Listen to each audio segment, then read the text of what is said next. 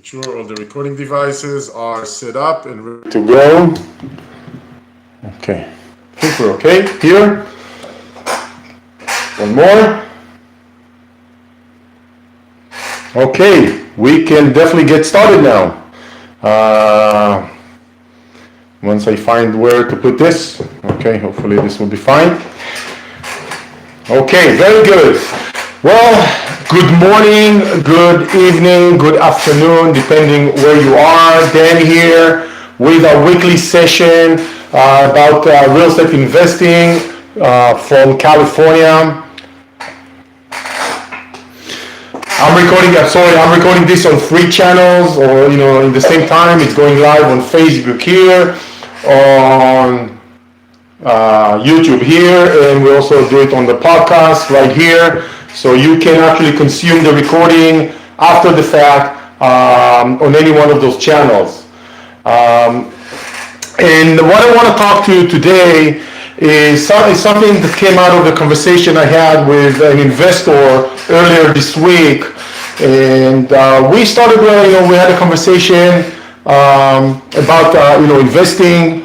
And he called me and asked specifically that, if he wants to, wants to consider investing, and he was asking about rentals and about flips and about different avenues, and we were having a healthy discussion.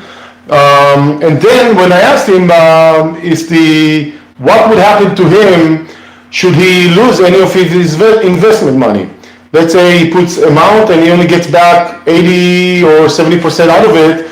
What happens to him? What will happen in his life, and how will it affect him? And primarily, I asked him, will you, lack of a better term, end up on the street? And he paused. He was quiet down for a very long minute, and it sounds like he didn't even consider the possibility. He was actually surprised for my question about it. Very surprised, and he started a little bit, and we started having a conversation on this aspect of the risk and losing, when you invest, the possibility of losing. And the reason I want to emphasize this is actually a couple of reasons I want to emphasize this aspect.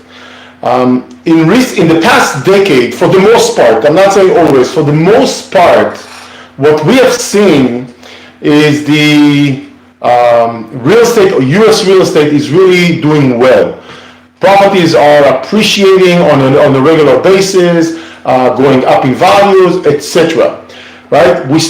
Past decade started in 2009 at the bottom after the crash, where the prices were very, very, very low. And then because there were such low prices, they started creeping up, or more than creeping up, actually going up in some areas rapidly, some areas faster or slower, in multiple years, and we all enjoyed it, right? It was something that a lot of investors were experiencing and having benefiting from it.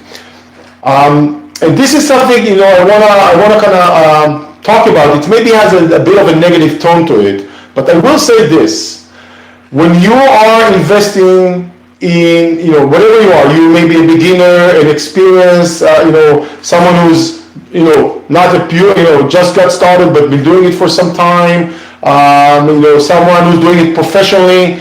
We are at the phase where it seems like real estate in many US metros, the real estate economy is slowing down. Not necessarily going down, but slowing down. And if that's the case, and it could be different from one metro to another, but if that's the case, where real estate is slowing down, it also means that it will be less forgiving when we make investments. In other words, a lot of the people that I've seen in the past decade or less than a decade investing and putting more and more time or money or activity into real estate investing really benefited from the strong backwind of the appreciation of the real estate markets. This strong backwind, and again, not always and not in every instant, but this strong backwind, what it did is that it was able to chew up or absorb mistakes. Small mistakes, big mistakes, right? And when you're in that situation and you are looking back and say, oh, well, a lot of people are successful left and right, and you're not considering, and only when you sell or throughout the process you realize some of the mistakes of the property the mistakes or problems with the property, you just then realize that it's not, in many cases in the past decade, not a big deal. The transaction absorb it and we'll be fine. And instead of making an extra amount of money, we'll make, half of that, whatever. Or whatever amount, 80% of that, the mistakes or problems were absorbed by the backwind. Now, let's assume for a second we are going into a slow period of the real estate economy. And again, I'm not talking about crashing, and I'm not even saying I'm predicting this is what's going to happen, but let's assume that for a second. What you should be doing is this. In your mind, you say, okay, you know what? I have been super successful or somewhat successful in the past years. Moving forward, if real estate is slowing down, it will be less forgiving. The flaws will be magnified by the weak backwind or no backwind at all. So that means you need to look very closely internally before making decisions. For example, if you're a beginner and you want to work with another company that will help you facilitate, make sure you really look carefully at their past performance, not for the results, but how they go about those, doing those investments, because the results may be not manipulated, but not reflecting the current time. Okay, so that's number one. If you are a professional who's doing it by himself on a large scale, do the same. Learn from mistakes on one hand and move forward, looking into more carefully on future transactions. Again, it may be harder for you it may be less forgiving in the future. If you're a company, right, again, exactly the same thing. Audit yourself, do a lot of checks and balances, or look at the past performance to make sure you close many holes and loopholes to avoid things that you knew or not knew that were wrong, and correct them and fix them for the future. So there are three scenarios that I talked about: starting or beginner investors, experienced or professionals, and people who do it as a company. If you do this exercise, you will learn to improve your own systems and processes for the future. Right? Now, if I'm wrong and the real estate is going to continue doing what it's been doing in the past years, then nothing wrong. There's nothing wrong about it.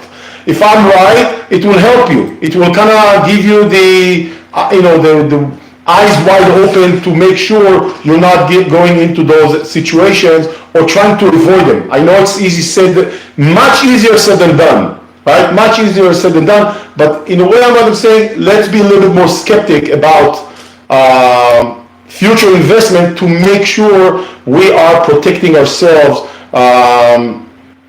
from the coming year or years of slow, if the case of slow real estate, of slow real estate times. One thing that I what I'm seeing, what I'm on my end, I'm member or on multiple real estate groups and forums, and I see a lot of players that have been investing for a while, and they're very successful and they're very good with that. And you know what? That reminds me of over a decade ago, during 2004, 5, and 6, and even 7, here in the States, I remember going to meetings and events in different parts, primarily California, primarily Northern California, and seeing a lot of speakers talk about real estate investing and methods and strategies, and mainly selling books and tapes and products and coaching. And and a lot of hype, a lot of sales pitch, and in the following year, as soon as the crash happened, a lot of those people disappeared. If we're going into a similar time, there's probably a good chance a lot of the noise will disappear again. And again, I'm not predicting we are going to a slow period or to a crash at all. I'm just saying those are the things that I've seen, and those people disappeared as soon as real estate got to be tough. My message or my request or what I'm trying to learn myself too is moving forward, do better due diligence, try to close all the loopholes, all the things or the holes in your system or your methods or your formula to avoid such mistakes. It will protect you. It will protect me too, and it will make us do better decisions into the future. That's pretty much what I wanted to say about this. I know it has a little bit of a negative tone. That's not my intention. It's more of a get your attention on things that are coming with real estate. If you have any questions regarding this topic, or if you have questions that are related to real estate and not necessarily related to this topic, please post them right now in the comments. If you're watching the recording, you are most welcome to contact us in the future and send us your questions via email, Facebook, etc. I will tell you that I'm wrapping up a week that I've been guest contributor, writer on a forum that every day we posted a lot of information, articles, or Facebook, long pay Facebook calls, a different aspect of real estate investing. So it has been a very interesting week for me to experience that kind of an interaction. We're doing this session on a weekly basis every Friday at 11 a.m. Pacific time with a clear intention to engage, to educate, to share with you guys, real estate investors, so we can help you be better ones, and maybe even work together sometimes in the future on investing in real estate. When I see there are no questions coming in, the last thing I want to say, if you're joining a little bit late, we have this session and previous sessions recorded on our podcast, on YouTube and on Facebook, so you're most welcome to listen, view, watch, consume, however you see fit. And if you have no access to those resources, feel free to reach out to us and we will share them with you. I'm going to wait a little bit longer. I see a lot of people here from different time zones, so I'll wait and see. I see multiple time zones. If there are any comments or questions, and if not, we will call it a wrap, short and to the point today.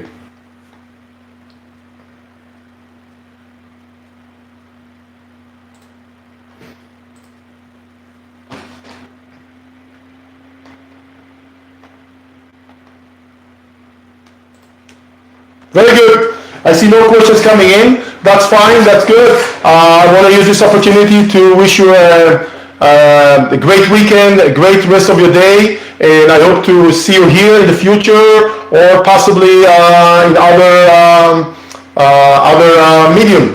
Thank you, everyone. Have a good weekend. Bye-bye.